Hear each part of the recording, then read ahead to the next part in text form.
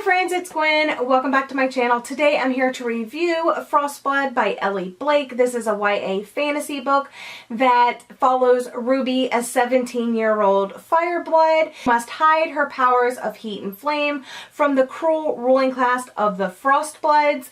And what happens at the very beginning of the book is that Ruby's mother is killed for protecting her, and Ruby wants to exact revenge. But before that is able to happen, she is captured and taken to the castle where the king lives, and she is forced to participate in these tournaments where prisoners are pitted against champions. I really did enjoy this fantasy novel. I was a little worried coming off of my last read, but I really did enjoy this one. I don't have as many things to say about it just because I did enjoy it so much, and it's such an immersive story with great characters.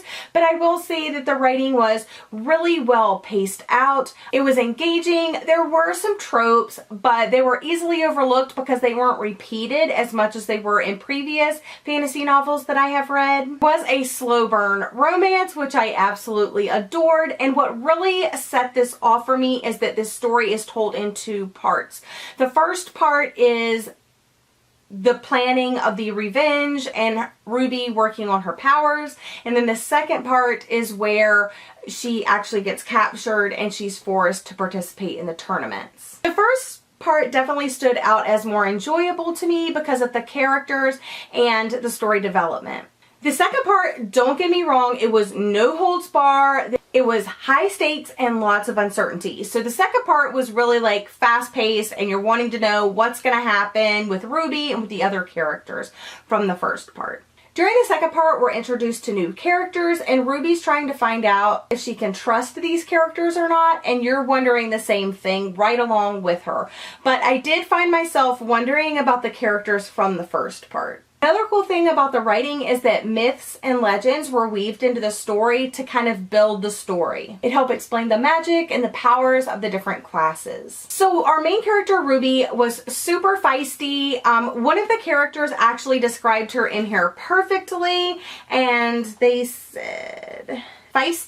it says, "You are a kind, feisty, headstrong, impulsive, generous young woman." And I just thought that that was like the perfect way to sum her up, because that's exactly how I felt about her as well. So I couldn't agree more with that description of her. My other favorite characters in this book is, of course, Arcus and Brother Thistle and Brother Gamut. I loved them all. They became near and dear to me. The brothers and the sister at the Abbey just became some of my favorite characters, and just that setting alone was just so perfect. The world building was really great. There were a couple of different settings. You start off where Ruby and her mother lived, and then she's shortly after that taken to Black Creek Prison. She's only there for a short stay because, like I said, two people rescue her and take her to this abbey, and she's at the abbey for the first part of this novel, and then she's taken to the castle where the king is for the second part of the novel.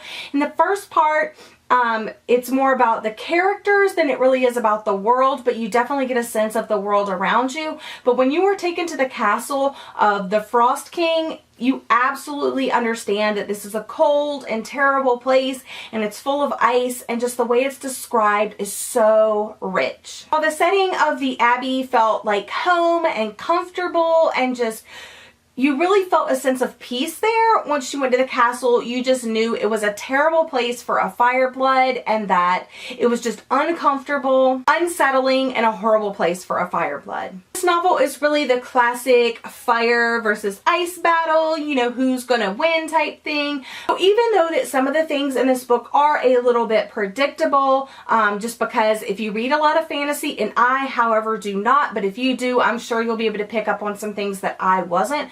So while some things were predictable, others were not, and that is another one of the reasons why I rated this book 4 out of 5 stars. But I do have to leave you with two questions. Why, oh why, does every single male love interest in YA fantasy have blue eyes? And the second question I want to leave you with is, why do they smile crookedly or have a crooked smile? That's my review of Frostblood by Elly Blake. I definitely recommend this one. Like I said, super fast paced, great plot, great characters. I hope you're all having a lovely day, and I'll see you again in my next video. Bye!